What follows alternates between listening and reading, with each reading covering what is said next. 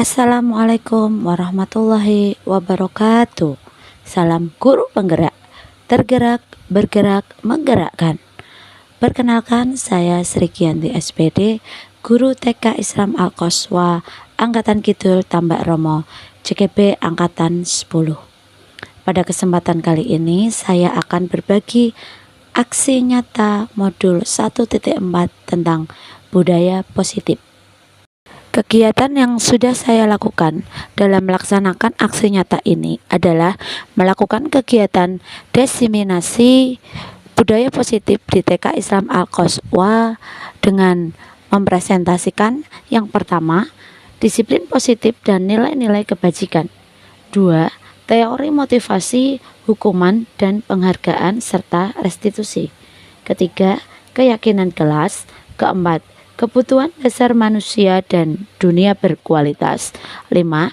Restitusi melalui 5 posisi kontrol. 6. Restitusi melalui segitiga restitusi. Selamat menyaksikan.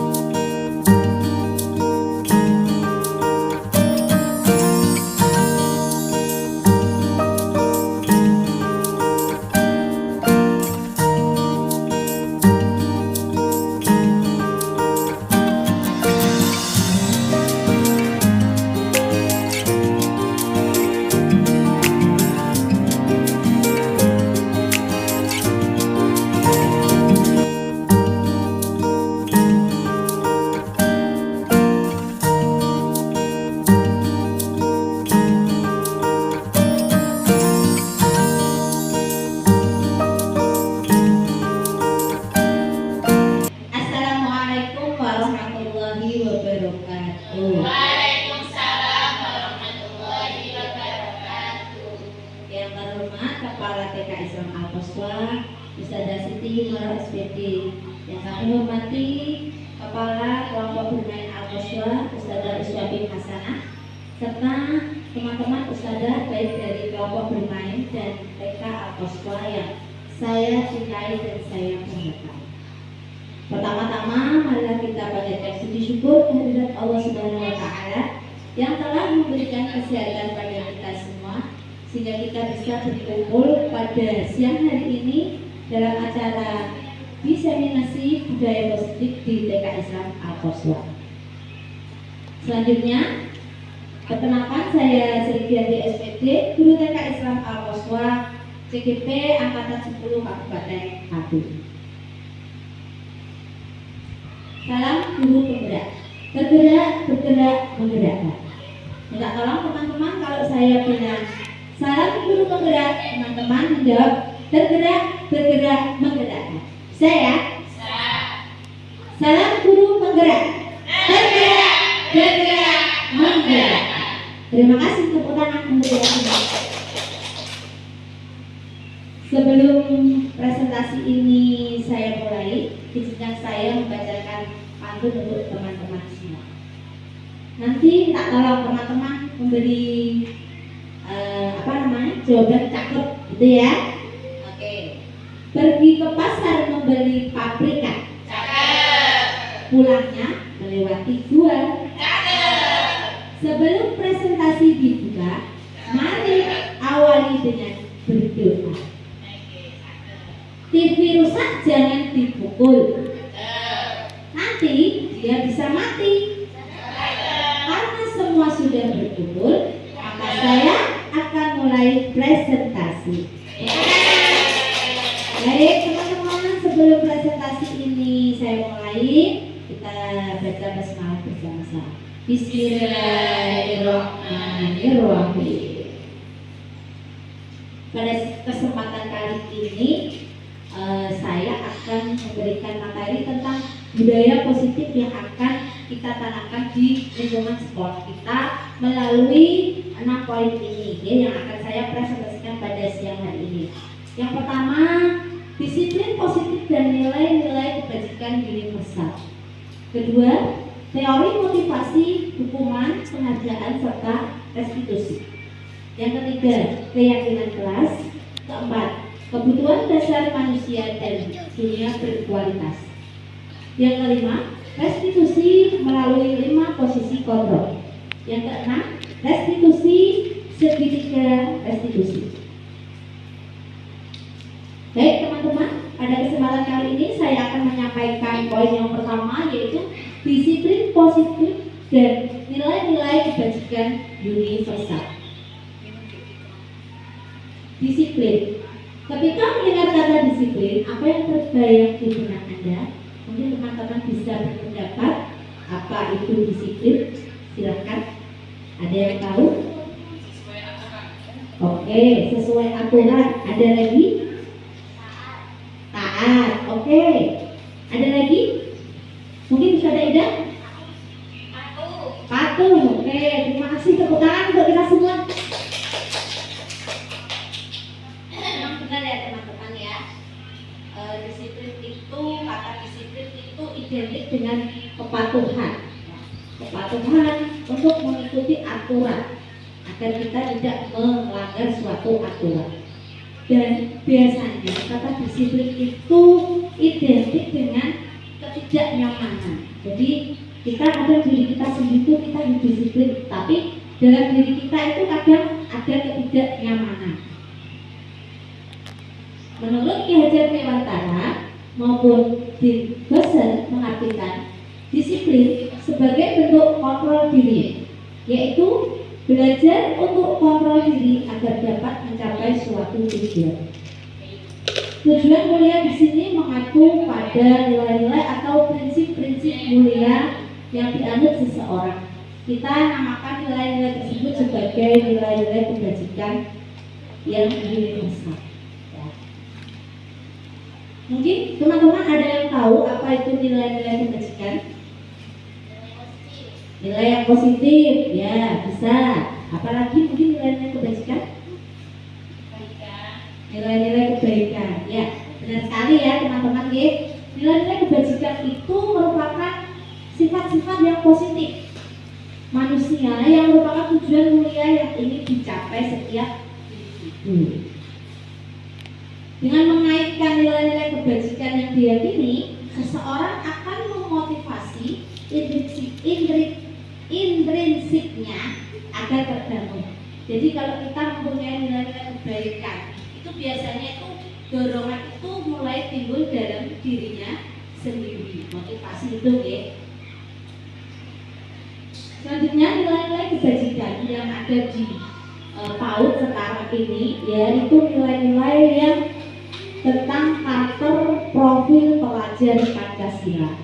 Yang pertama, mungkin teman-teman bisa menyebutkan yang pertama apa? Beriman, bertakwa kepada Tuhan Yang Maha Esa dan berakhlak mulia. Kedua, berkebinekaan global. Ketiga, keempat, mandiri. Kelima, kreatif. Dan yang terakhir, oke, biasanya kalau profil pelajar Pancasila ini untuk anak-anak itu dinyanyikan. Mari kita nyanyikan sama-sama ya, biar fresh, biar semangat. Ya, sama-sama ya. 1, 2, 3. Belajar Pancasila, beriman dan bertakwa pada Tuhan Yang Esa dan berakhlak mulia, berkebinekaan global, gotong royong mandiri, kreatif dan kenal arti. Belajar Pancasila, beriman dan bertakwa pada Tuhan Yang Esa dan berakhlak mulia, berkebinekaan global, gotong royong mandiri, kreatif dan kenal arti. Oke, terima kasih teman-teman. Lanjut ya, itu tadi disiplin positif dan nilai-nilai kebajikan.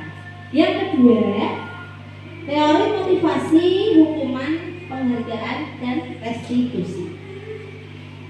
Mungkin teman-teman ada yang tahu apa itu motivasi? Mungkin ada yang berpendapat, silakan. Motivasi tadi apa? Apa Ustazah tadi? Motivasi? Bisa tanggapi dorongan ya. Apalagi tujuan ya. Yang membuat kita lebih semangat melakukan sesuatu itu biasanya motivasi ya. Baik, ini ada 3 motivasi perilaku manusia. Biasanya ketika kita melakukan sesuatu itu ada 3 motivasi. Yang pertama, untuk menghindari ketidaknyamanan atau hukuman. Biasanya kita melakukan tindakan suatu perbuatan itu takut kalau kita mendapat hukuman atau kita tidak nyaman.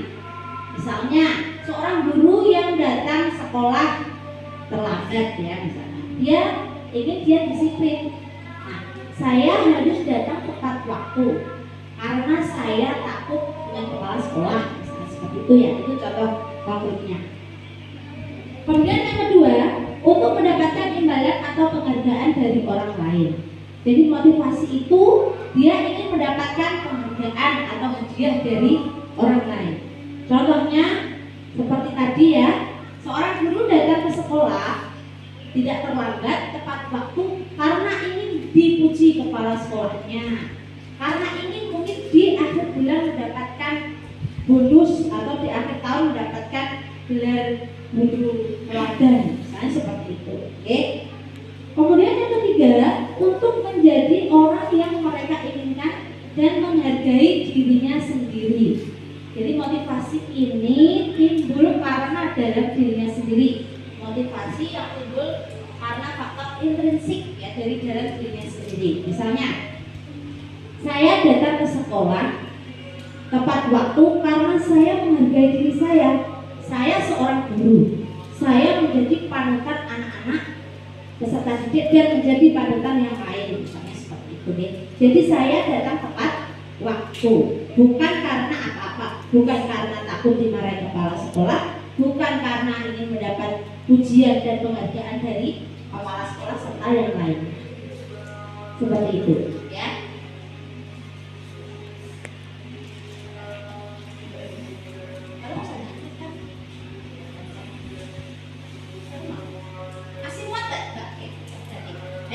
Lanjut ya.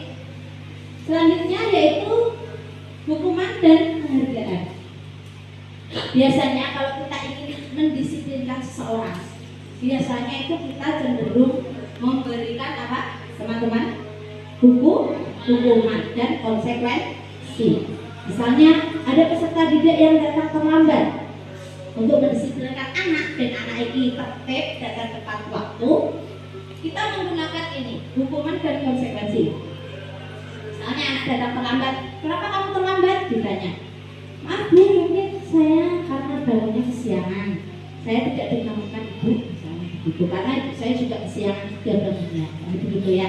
Nah, ya sudah, karena kamu terlambat, karena kamu misalnya lari mengelilingi kelas, misalnya 6 kali, nah, seperti itu. Oke, itu hukuman dan konsekuensi.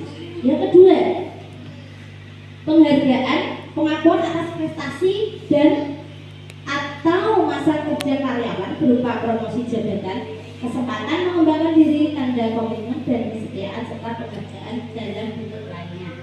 Nah, ini tadi kalau kita dalam mendisiplinkan anak misalnya dia itu melakukan kesalahan, kita biasanya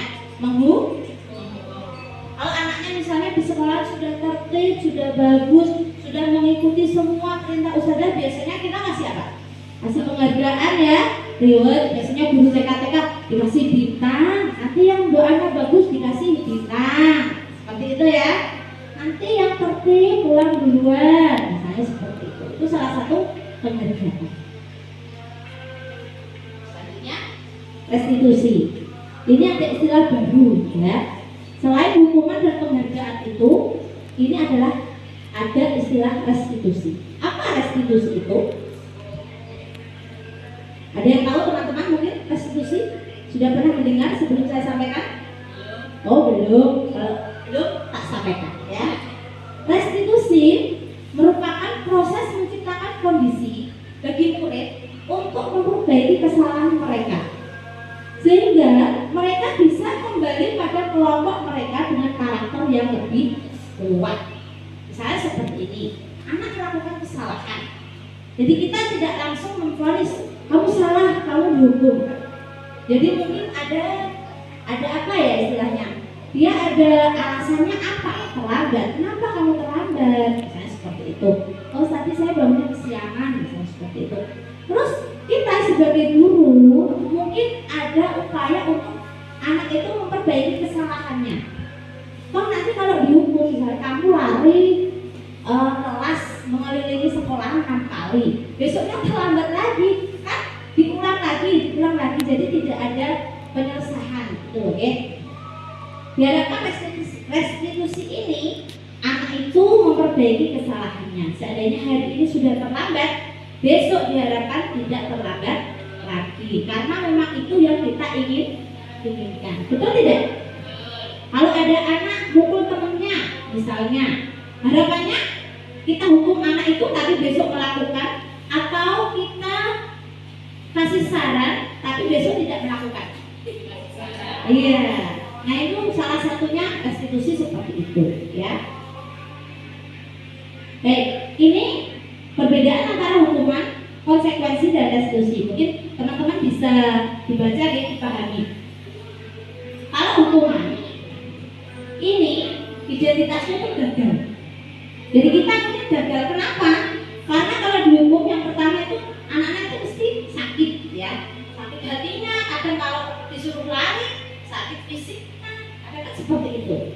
Kemudian dia juga tidak nyaman, anak-anak kalau dihukum, ya. Terus dia seandainya ada korbannya itu mendapatkan keadilan, ya, tapi dirinya sendiri itu, nah, murid tidak akan tersakiti. Misalnya kedepannya itu harapannya kan anak-anak itu baik, ya. Kedepannya itu baik, anak-anak itu tertib, disiplin, dan taat, melakukan hal-hal yang baik, tidak melakukan kesalahan lagi. Nah ini untuk identitas gagalnya ini hukuman. Tapi biasanya memang kadang kita, ya, sebagai guru juga pernah melakukan hukuman, tapi tidak apa-apa, namanya itu masa lalu, ya. Saya juga kadang melakukan hukuman, tapi memang kalau di TK tidak langsung fisik, tidak sampai menyakiti gitu, ya. Tidak apa-apa. Ini kedepannya harapannya kita itu menjadi lebih baik dengan apa? Nah ini identitas sukses, ya. Untuk menanamkan kedisiplinan ini bisa konsekuensi dan restitusi. Salah satunya ini, ya, restitusi ini yang sedang dikerjakan oleh pemerintah. Sekolah-sekolahnya harapannya seorang guru menerapkan restitusi dalam menangani kesalahan anak. Oke. Karena restitusi itu memberi pilihan. Nanti ada restitusi 5 posisi kontrol, ada restitusi melalui segitiga restitusi. Nanti di akhir coba saya jelaskan. Itu ya untuk hukuman, penghargaan, restitusi. Sekarang keyakinan kelas. Mengapa keyakinan kelas? Mungkin teman-teman bisa berpendapat apa itu keyakinan kelas, atau yang mirip-mirip dengan keyakinan kelas. Monggo. Kesepakatan kelas, boleh, bagus. Yang lain? Kesepakatan kelas, terus apa? Biasanya ada di kelas kita itu apa? Aturan-aturan, perjanjian-perjanjian. Oke, baik, terima kasih, ya, saudara. Mengapa keyakinan kelas? Kata-katanya kenapa kok keyakinan? Ya, biasanya kan peraturan kelas, tata tertib kelas, oke? Karena biasanya kalau sesuatu kita sudah yakin, kita yakini, saya percaya Allah Subhanahu wa Ta'ala itu Tuhan yang Maha Esa, kita yakin, kita tanamkan dalam diri kita. Nah, itu biasanya motivasinya itu dari mana? Dari diri kita sendiri, ya. Nah, kalau aturan itu yang membuat siapa? Sekolahan, misalnya guru, ada aturannya guru berangkat sebelum jam 7, misalnya jam 40 menit maksimal, ya. Nah, kalau ada keyakinan sekolah, kalian ke kelas, keyakinan, oh iya, saya meyakini nek teko sebelum jam 7 kelas sholat itu memang saya sebagai guru memang sebaiknya seperti itu. Kita tanamkan dalam diri kita. Jadi intinya ini yang dirubah dulu itu diri kita, ya, diri kita. Nah, itu karena kata-katanya keyakinan seseorang akan lebih memotivasi seseorang kita daripada hanya sekedar mengikuti serangkaian peraturan tertulis tanpa makna. Ya tapi kalau ada peraturan ya kembalinya tadi motivasinya ya takut mendapat hukuman, takut nanti tidak berkepala sekolah seperti itu ya. Murid-murid itu demikian. Mereka sebetulnya tuh ya punya keyakinan juga anak-anak itu. Nah ini yang perlu kita tanamkan ke peserta didik. Kita nanti mungkin ya bisa dipraktekkan per kelas, nanti anak-anak diajak membuat keyakinan kelas. Kalau keyakinan kelas itu bersifat umum, bersifat universal ya.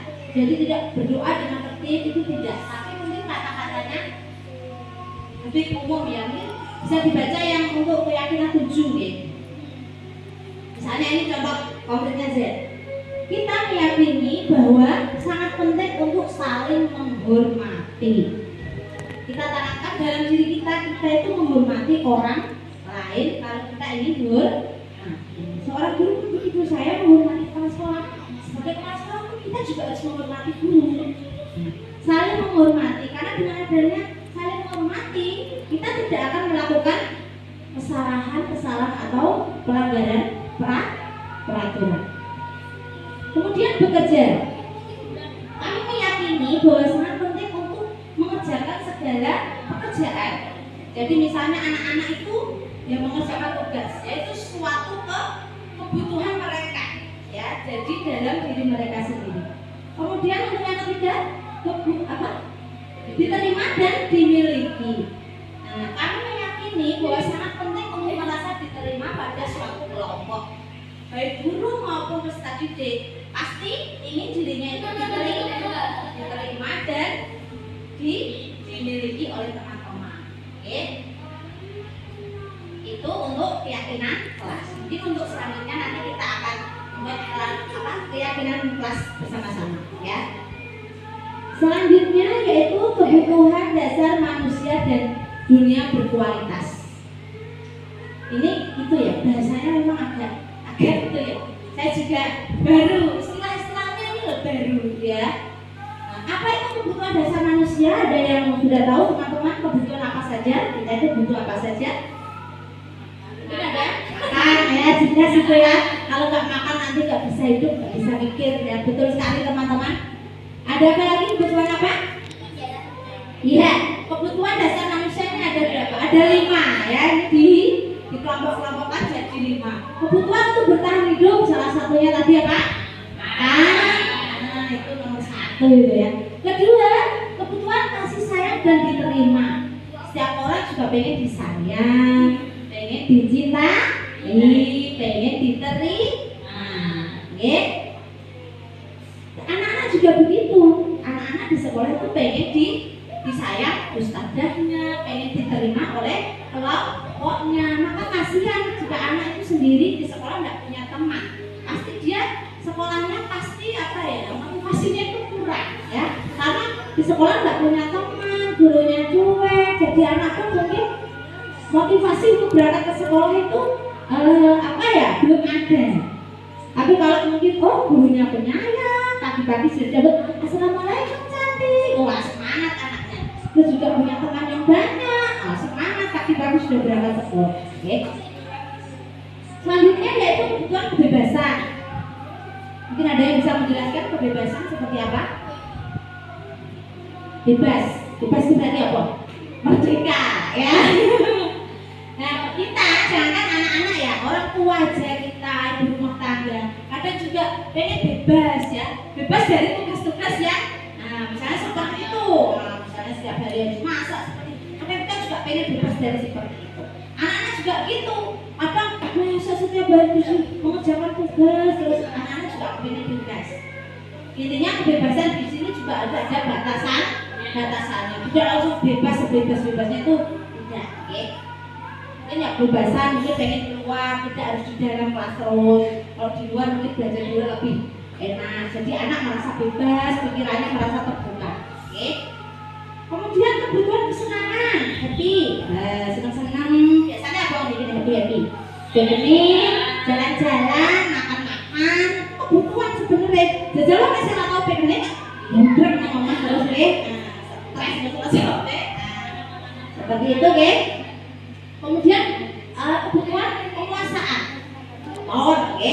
Biasanya ini setiap orang biasanya ingin menguasai sesuatu, oke? Nah, setiap orang ini mesti pengen berkuasa. Pengen jadi yang nomor satu. Wah, aku ini pinter, ben aku dari jiji, ben kocok-kocokku ini kalah kabeh. Nah, seperti itu. Ada anak-anak yang seperti itu. Seorang guru misalnya pengen apa? Pengen disegani oleh teman-temannya semua. Nah, aku harus tidak seperti ini, ben kocokku pun malah kabeh. Tapi di sini nggak ada ya, di sini nggak ada. Kekuasaan ini kebutuhan dasar manusia. Peserta didik kita, anak-anak kita juga perlu kebutuhan ini. Nah, jadi kebutuhan untuk bertahan hidup dan sekolah tidak masih ya tetap loyo. Jadi kita penuhi kebutuhan mereka. Kalau kebutuhan mereka semua sudah terpenuhi, mereka pun akan senang belajar, menerima pembelajaran dengan baik. Oke. Selanjutnya, dunia berkualitas. Mungkin teman-teman bisa berpendapat tentang dunia berkualitas. Apa dunia berkualitas? Sinape, betul. Dunia berkualitas dunia sinape. Sinape, mungkin Mbak Eda bisa berpendapat dunia berkualitas. Seperti apa dunia berkualitas itu? Yang berguna, oke. Ada lagi? Ustazah Laila? Mana? Apa kebutuhan apa? Kebutuhan berkualitas apa tadi? Dunia yang layak. Oh iya, piye pantasnya piye? Kualitas saya seperti ini. Apa?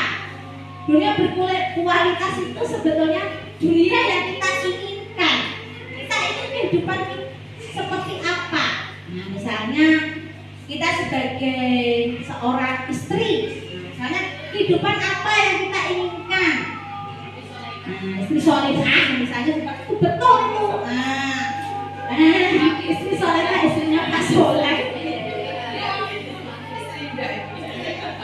Oke, sebetulnya seperti itu ya dunia berkualitas.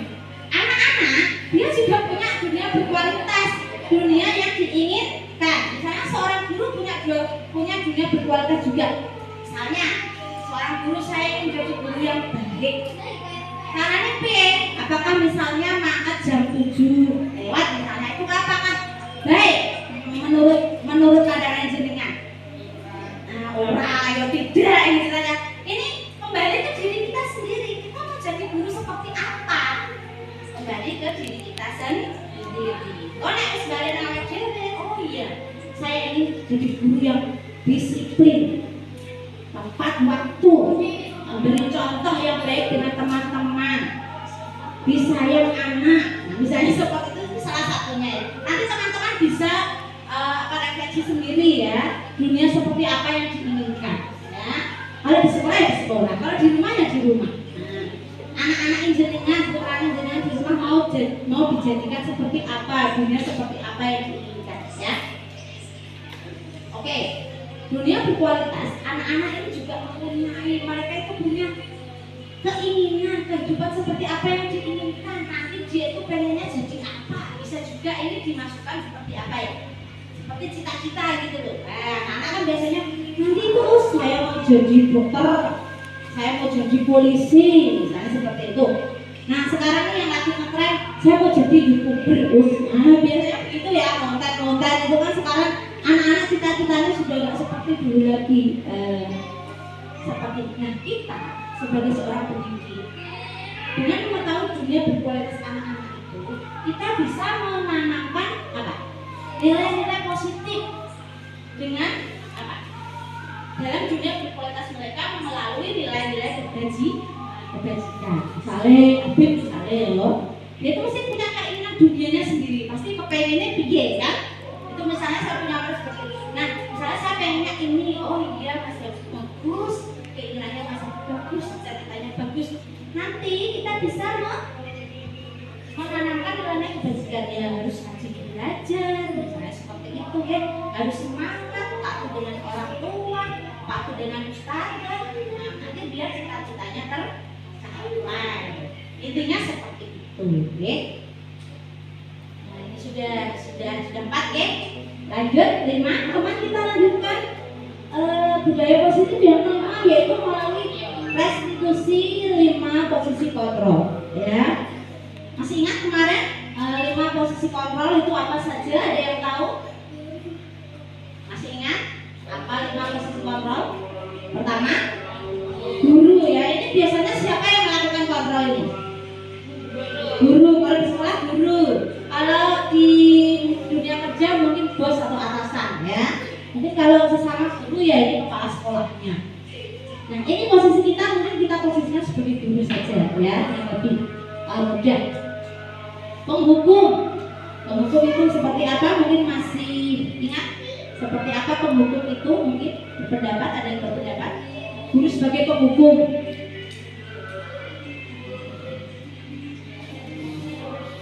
Iya kan? Ya, setiap murid melakukan salah dihukum, itu penghukum sendiri. Nah, tadi kata-kata tadi anak terlambat, ketemu saya misalnya, kenapa kamu terlambat? Saya bangunnya kesiangan saja. Ya sudah, kamu lari sana lapangan 5 kali. Nah, itu guru penghukum. Biasanya suaranya juga lantang, orangnya biasanya juga kereneng. Biasanya seperti itu, ya. Nah, kedua, ya, paham ya, penghukum, ya, guru sebagai penghukum. Kemudian guru sebagai 5 posisi kontrol sebagai pembuat rasa bersalah. Nah, misalnya anak terlambat. Kenapa kamu terlambat? Saya bangunnya kesiangan, saudara. Kamu itu loh, setiap hari terlambat terus. Kamu ini.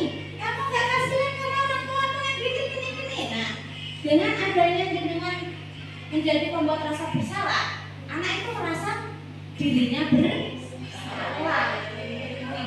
Dia minder dirinya dalam dirinya sendiri. Oke. Selanjutnya, posisi kontrol yang selanjutnya itu sebagai teman. Teman ini misalnya ada yang terlambat, ya sudah, tidak apa-apa, besok jangan diulangi ya, misalnya gitu. Biasanya guru-guru TK ini posisinya sebagai apa? Teman. Oleh guru TK penghukum, yang kok wali murid biasa neko play seperti itu, ya. Paham ya, sebagai teman. Yang keempat sebagai pemantau. Kalau pemantau ini di atasnya teman, ya, dia itu selalu kamu terlambat, konsekuensinya apa? Ya dia hanya membacakan aturan itu orangnya. Lambat berarti konsekuensinya misalnya aturannya harus lari 5 kali, ya sudah kamu terlambat langsung. Aturannya apa? Kamu terlambat dapat berdiri 10 kali, misalnya seperti itu. Jadi pemantau itu cuma mantau aja, salahnya apa, konsekuensinya apa, itu. Jadi dia hanya memantau. Kemudian yang terakhir sebagai manajer. Apa sebagai manajer? Posisi manajer ini bisa meliputi teman dan pemantau. Dia itu menanyakan dan mencari solusi, ya, lebih ke restriktivitas. Dari kelima posisi kontrol ini sudah kita amati, ya, teman-teman. Motivasi eksternal dan motivasi intrinsik yang dari luar dan dari dalam. Identitas gagal. Nah, ini kalau memang gagal itu penghukum dan membuat orang bersalah. Posisi kontrol naik guru itu penggandeng hukuman, kalau membuat orang bersalah, ya kedepannya ini dikatakan identitas yang gagal.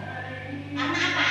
Yaitu tadi kedepannya dia tidak ada perubahan yang lebih baik, ya. Kemudian untuk identitas berhasilnya bisa sebagai teman, bisa sebagai pemantau dan manajer. Okay. Diharapkan dari 5 posisi kontrol itu guru bisa menjadi seorang manajer. Oke. Di mana posisi inilah murid dapat menjadi pribadi yang mandiri, merdeka dan bertanggung jawab atas segala perilaku dan sikapnya, yang pada akhirnya dapat menciptakan lingkungan pembelajaran yang positif, nyaman dan aman. Sudah 5. Sekarang yang terakhir, ya, restitusi melalui segitiga restitusi. Teman-teman ada yang sudah pernah dengar segitiga restitusi? Belum? Sama sekali belum? Baru kali ini? Mau mendengar? Mau tahu? Apa mau tahu banget? Ya.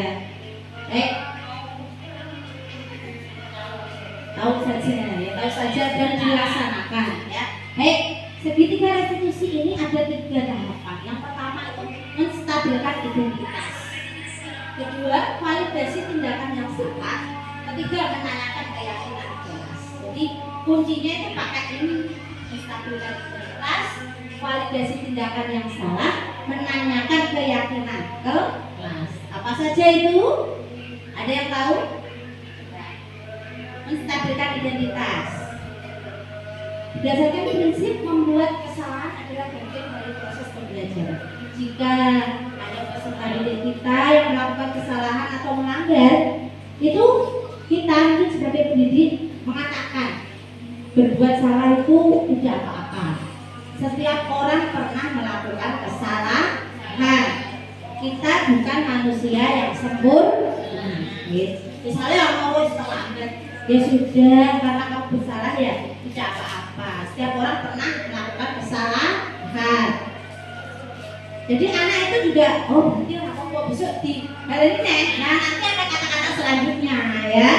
Intinya kita menekankan kepada anak, ya jangan ibaratnya jangan terlalu kenceng-kenceng ya. Menggeser identitas gagal ke identitas sukses. Jadi anak-anak itu tidak langsung down ketika dia melakukan kesalahan. Karena setiap manusia benar tidak pernah melakukan kesalahan. Benar atau tidak teman-teman?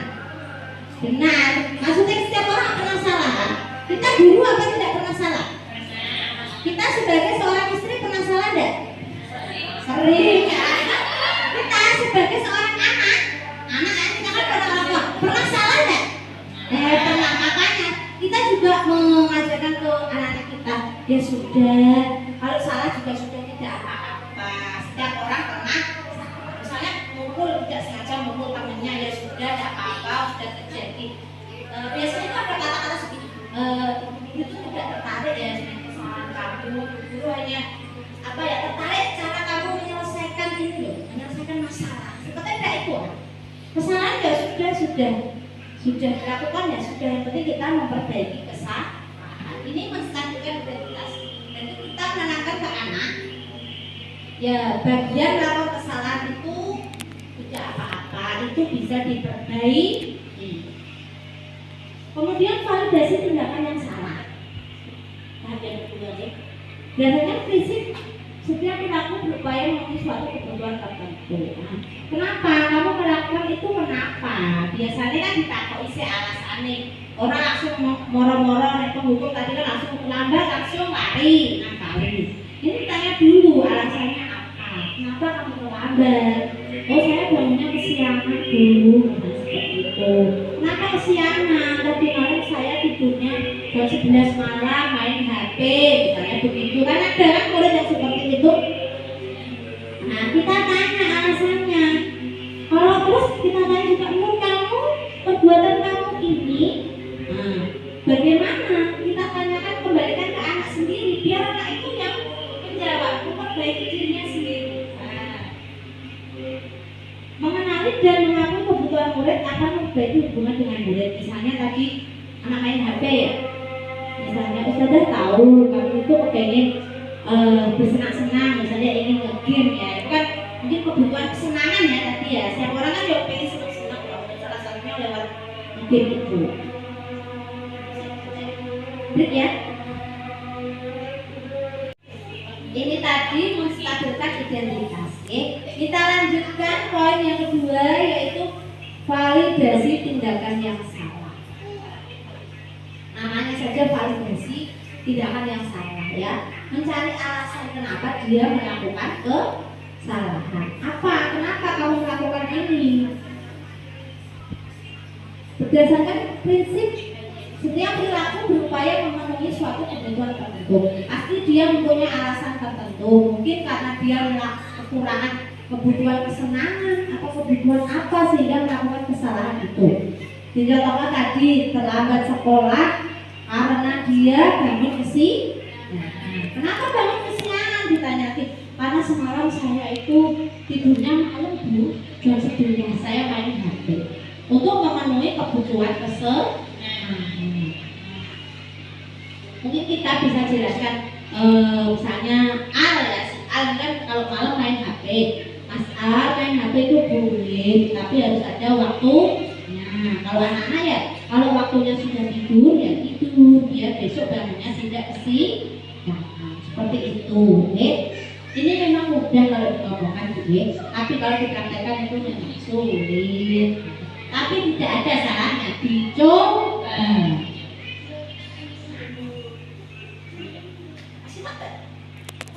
Oke. Baik, teman-teman kita lanjutkan budaya positif yang kelima, yaitu melalui restitusi 5 posisi kontrol. Ya, masih ingat kemarin 5 posisi kontrol itu apa saja? Ada yang tahu?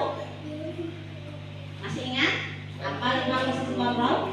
Pertama, guru ya. Ini biasanya siapa yang melakukan kontrol ini?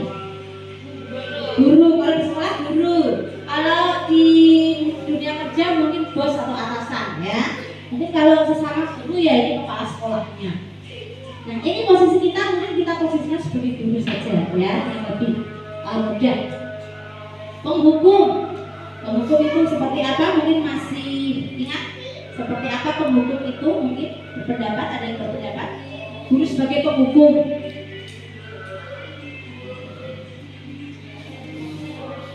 Iya, ya setiap murid melakukan salah dihukum, ya penghukum sendiri. Nah, tadi kata-kata tadi anak terlambat ketemu saya misalnya, kenapa kamu terlambat? Saya bangunnya kesiangan saja. Ya sudah, kamu lari sana lapangan 5 kali. Nah itu guru penghukum. Biasanya suaranya juga lantang, orangnya biasanya juga kereneng. Biasanya seperti itu ya. Nah kedua ya, paham ya penghukum ya, guru sebagai penghukum. Kemudian guru sebagai 5 posisi kontrol sebagai pembuat rasa bersalah. Nah misalnya anak terlambat, kenapa kamu terlambat? Saya bangunnya kesiangan saudara. Kamu itu loh setiap hari terlambat terus.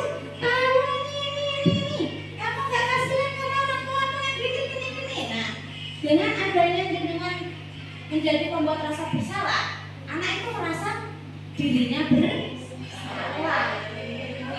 Dia minder dirinya dalam dirinya sendiri. Oke. Selanjutnya posisi kontrol yang selanjutnya itu sebagai teman. Teman ini misalnya ada yang terlambat, ya sudah, tidak apa-apa, besok jangan diulangi ya, misalnya gitu. Biasanya guru-guru TK ini posisinya sebagai apa? Teman.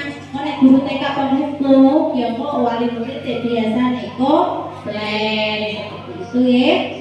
Paham ya sebagai teman? Yang keempat sebagai pemantau. Kalau pemantau ini di atasnya teman ya, dia itu selalu kamu terlambat, konsekuensinya apa?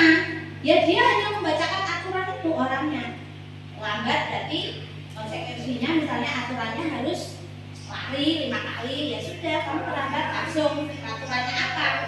Kamu terlambat dapat berdiri 10 kali, misalnya seperti itu. Jadi pemantau dia cuma mantau aja, salahnya apa, konsekuensinya apa itu. Jadi dia hanya memantau. Kemudian yang terakhir sebagai manajer. Apa sebagai manajer? Posisi manajer ini bisa meliputi teman dan pemantau. Dia itu menanyakan dan mencari solusi ya, lebih ke restriktivitas.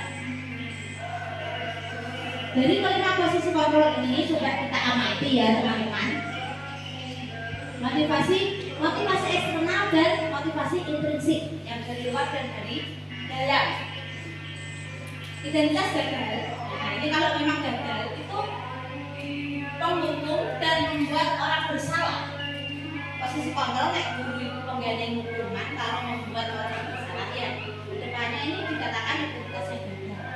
Karena apa? Yaitu tadi kedepannya dia tidak ada perubahan yang lebih baik ya. Kemudian untuk identitas berhasilnya bisa sebagai teman, bisa sebagai pemantau dan manajer. Oke. Diharapkan dari 5 posisi kontrol itu guru bisa menjadi seorang manajer. Oke. Di mana posisi inilah murid dapat menjadi pribadi yang mandiri, merdeka dan bertanggung jawab atas segala perilaku dan sikapnya, yang pada akhirnya dapat menciptakan lingkungan pembelajaran yang positif, nyaman dan aman. Oke. Itu sudah 5. Sekarang yang terakhir ya, restitusi melalui segitiga restitusi. Teman-teman ada yang sudah pernah dengar segitiga restitusi? Belum? Sama sekali belum? Baru kali ini? Mau mendengar? Mau tahu? Apa mau tahu banget? Ya. Tahu saja ya, tahu saja dan dilaksanakan ya. Segitiga restitusi ini ada 3 tahapan. Yang pertama itu menstabilkan identitas. Kedua, validasi tindakan yang salah. Ketiga, menanyakan keyakinan jelas. Jadi kuncinya itu pakai ini, menstabilkan identitas, validasi tindakan yang salah, menanyakan keyakinan kelas. Apa saja itu? Ada yang tahu? Menstabilkan identitas. Berdasarkan prinsip membuat kesalahan adalah bagian dari proses pembelajaran. Jika ada peserta didik kita yang melakukan kesalahan atau melanggar, itu kita sebagai pendidik mengatakan berbuat salah itu tidak apa-apa. Setiap orang pernah melakukan kesalahan. Kita bukan manusia yang sempurna. Misalnya mau melanggar, ya sudah, karena kamu bersalah ya tidak apa-apa. Setiap orang pernah melakukan kesalahan. Jadi anak itu juga, oh berarti aku mau besok di hari ini. Nah nanti ada kata-kata selanjutnya ya. Intinya kita menekankan kepada anak, ya jangan ibaratnya jangan terlalu kenceng-kenceng ya. Menggeser identitas gagal ke identitas sukses. Jadi anak-anak itu tidak langsung down ketika dia melakukan kesalahan. Karena setiap manusia benar tidak pernah melakukan kesalahan. Benar atau tidak teman-teman? Benar. Maksudnya setiap orang pernah salah. Kita guru apa tidak pernah salah? Kita sebagai seorang istri pernah salah tidak? Sering ya. Kita sebagai seorang anak kita kan pernah salah tidak? Pernah. Makanya kita juga mengajarkan ke anak-anak kita, ya sudah, kalau salah juga sudah tidak apa-apa. Setiap orang pernah salah. Misalnya mukul tidak sengaja mukul temannya, ya sudah tidak apa-apa, sudah terjadi. Biasanya itu ada kata-kata seperti itu tidak tertarik ya dengan kesalahan kamu. Guru hanya tertarik cara kamu menyelesaikan ini loh, menyelesaikan masalah. Seperti tidak itu. Kesalahan ya sudah dilakukan ya sudah, yang penting kita memperbaiki kesalahan. Ini menstabilkan identitas dan kita menanamkan ke anak ya bagian melakukan kesalahan itu tidak apa-apa, itu bisa diperbaiki. Kemudian validasi tindakan yang salah. Bagian kedua ya. Berdasarkan prinsip setiap perilaku berupaya memenuhi suatu kebutuhan tertentu. Kenapa kamu melakukan itu? Kenapa? Biasanya kan ditakoki isi alasannya. Orang langsung moro-moro nek penghukum tadi kan langsung lambat langsung lari. Ini tanya dulu alasannya apa? Kenapa kamu terlambat? Oh saya bangunnya kesiangan dulu, seperti itu. Kenapa kesiangan? Tadi malam saya tidurnya jam 11 malam main HP, misalnya begitu. Kan ada kan murid yang seperti itu. Nah kita tanya alasannya. Kalau terus kita tanya juga, kamu perbuatan kamu ini, bagaimana? Kita tanyakan, kembalikan ke anak sendiri, biar anak itu yang menjawab, memperbaiki dirinya sendiri. Mengenali dan mengakui kebutuhan murid akan memperbaiki hubungan dengan murid. Misalnya tadi anak main HP ya. Misalnya Ustazah tahu kamu itu pengen bersenang-senang, misalnya ingin nge-game ya. Itu kan mungkin kebutuhan kesenangan ya tadi ya. Setiap orang kan ya pengen senang-senang, salah satunya lewat game itu.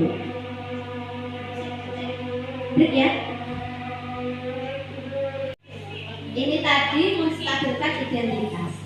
Kita lanjutkan poin yang kedua, yaitu validasi tindakan yang salah. Namanya saja validasi tindakan yang salah ya. Mencari alasan kenapa dia melakukan kesalahan. Apa? Kenapa kamu melakukan ini? Berdasarkan prinsip setiap perilaku berupaya memenuhi suatu kebutuhan tertentu. Pasti dia mempunyai alasan tertentu. Mungkin karena dia kekurangan kebutuhan kesenangan atau kebutuhan apa sehingga melakukan kesalahan itu. Contohnya tadi terlambat sekolah karena dia bangun kesiangan.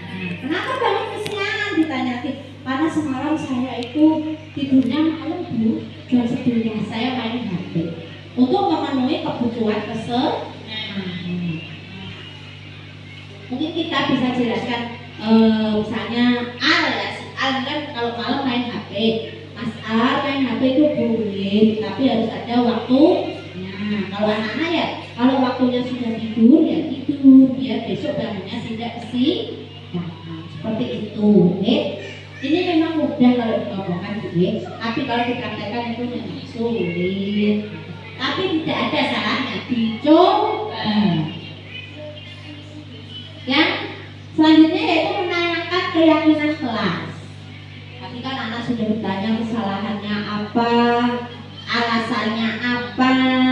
Kemudian kita tanyakan keyakinan kelas. Jadi setiap kelas itu diharapkan membuat keyakinan kelas apa tadi masih ingat? Membuat keyakinan secara apa? Universal. Misalnya saling menghormati, saling bekerja, bisa diterima dan dimiliki. Nah, nanti tanya, Mas Al, kenapa kamu terlambat? Misalnya kan seperti itu. Saya bangunnya kesiangan, sabar. Semalam saya bangun tidurnya malam jam 11 karena main HP. Seperti itu ya. Menurut kamu, datang terlambat ke sekolah itu sesuai dengan keyakinan kelas kita apa tidak? Misalnya seperti itu. Menurutnya terlambat itu sesuai keyakinan kelas apa tidak, teman-teman? Tidak. Kira-kira keyakinan kelas apa yang dilanggar? Nah, yang dilanggar apa? Apakah dia menghormati dirinya sendiri? Karena dia terlambat kan tidak menghormati dirinya sendiri, tidak menghormati orang lain juga, ya kan? Kalau kita ingin nanti ya, kita harus datang tepat waktu untuk menghormati dan menghargai diri kita sendiri. Guru juga seperti itu. Nah, jangan menghargai diri jenengan, saya guru. Saya tanamkan dalam diri kita untuk datang tepat waktu.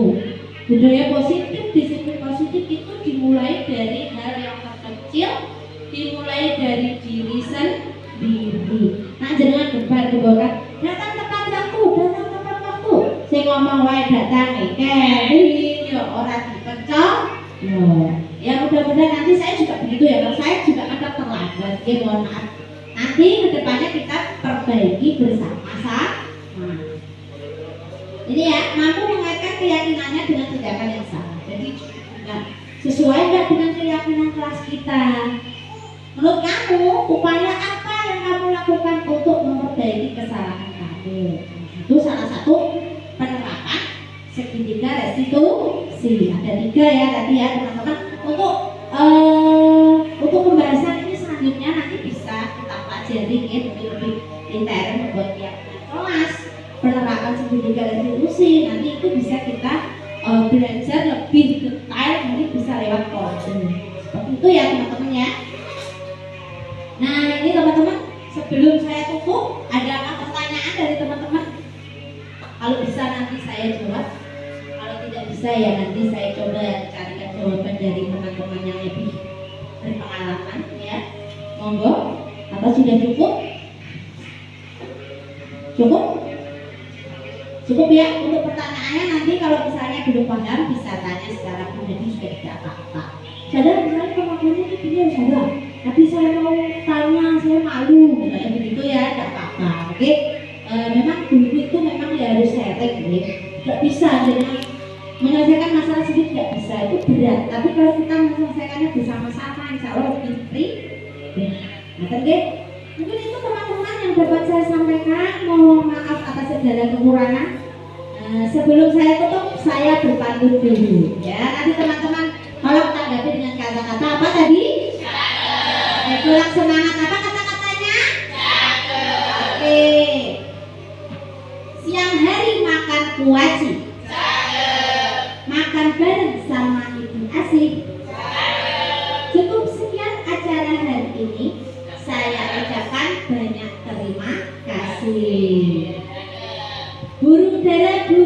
cendrawasih? Cari dulu di Papua. Cukup sekian, terima kasih. Semoga bermanfaat untuk semua. Terima kasih. Sekian dari saya. Apabila ada kata-kata yang kurang berkenan di saudara semua, saya mohon maaf yang sebesar-besarnya. Akhirul kalam, wassalamualaikum warahmatullahi wabarakatuh.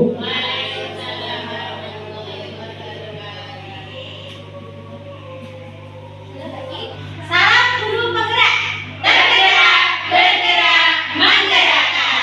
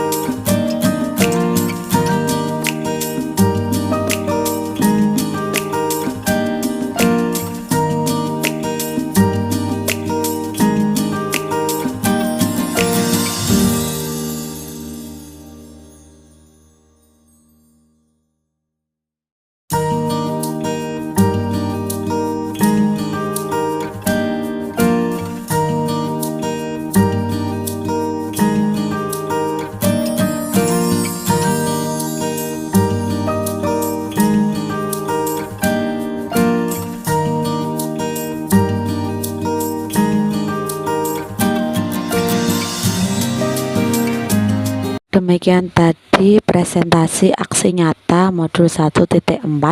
Semoga bermanfaat untuk kita semua. Terima kasih. Wassalamualaikum warahmatullahi wabarakatuh.